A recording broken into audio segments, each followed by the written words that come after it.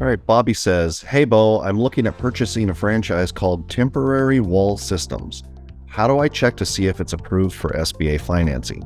I'm only interested in purchasing franchises that I can get SBA financing for. Thanks so much."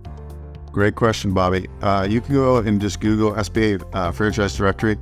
They're going to pull it up, but actually May 12th, it's going to be discontinued. I believe it's May 12th. So there's going to be no more directory. That means every franchise is eligible until proven not eligible, meaning the banks are probably going to look at the directory that was existing to look at a reference like, hey, this has been on the approved list.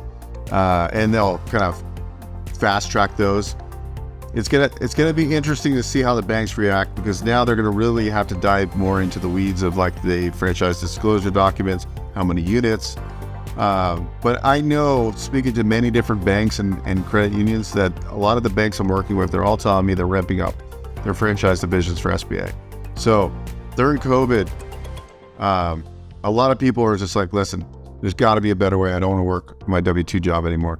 A lot of people are, whether they're quitting today or they're quitting long-term plan, they're developing plans right now where they're starting a business, like a home-based franchise concept is probably the easiest way to get in, lower startup costs, less employees, that kind of thing. And so a lot of people are financing these types of business right now with a plan of like, once it's up and running, they're going to quit their jobs, which is smart, right? And then there's other like concepts where you could own vending machines and different stuff like that.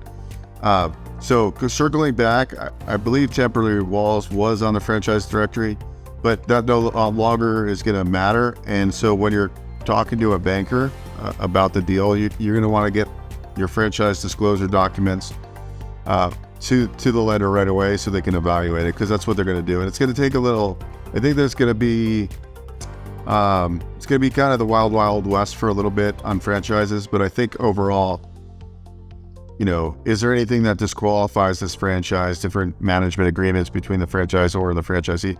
Those things are going to disqualify based on what they were disqualifying before. So now it might take a little bit more time, but I think the banks that want to do franchise financing, nothing's going to change. You really want to find a bank that really understands franchise, maybe has financed this system before or this concept and knows it. But we can definitely help you navigate any of these questions that you have. And it really comes down to getting all the documents.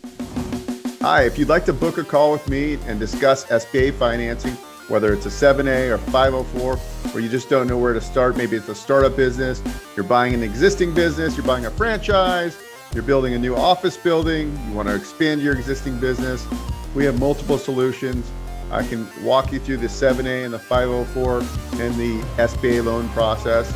And if you have any other questions on any other types of financing, I'm happy to book a call with you. The link's below. Look forward to seeing you soon.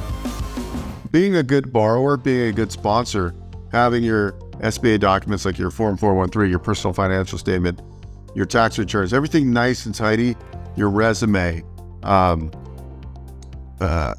the financials, your 3 years of projections. And I know what a lot of people do they get the business plan from the franchisor, and it's a shit, excuse my French, it's a crappy business plan because it's not specific to your location and everything. So really what I would do is take that and use ChatGPT and write your own version of it. But also, usually they build in a projection worksheet in that. Don't do that. You're gonna have to use the template I give you, because that's the template SBA underwriters like, and we just do what they like. It's very simple. We break the projections year 1 by month, and then year 2, year 3. So I think ultimately this is going to be really good for the franchise industry and for all of us who want to buy franchises. Gonna open up the playing field. And also I should add, some of these concepts, like brick and mortar type concepts like quick service restaurants, a lot of that can be financed without SBA, with equipment finance and so forth. So lots of ways of doing this. Happy to discuss this with you in detail, but I appreciate the question. But all in all, May 12th, the directory won't be online. They'll probably take it down. I don't know if they'll leave it or not, but essentially, probably what's going to happen is SBA is going to come out with a memo that says, hey, this is the best practices for underwriting franchises to see if they meet SBA guidelines. What I notice is there's a lot of gray areas within this, couple 100-page documents of what they call the SOP.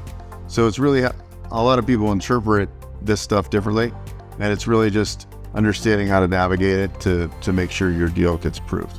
Hope that helps, and thanks for joining us on another Q&A session. Remember, you can go to investorfinancingpodcast.com/ask, and we'll answer your questions live. Thank you, everyone, for watching, and we'll see you on the next episode. Hey guys, Beau here. If you enjoyed what you saw, please subscribe to this channel. We talk all things financing. I've been in the lending industry for over 20 years, and I'm happy to answer your questions and provide great content.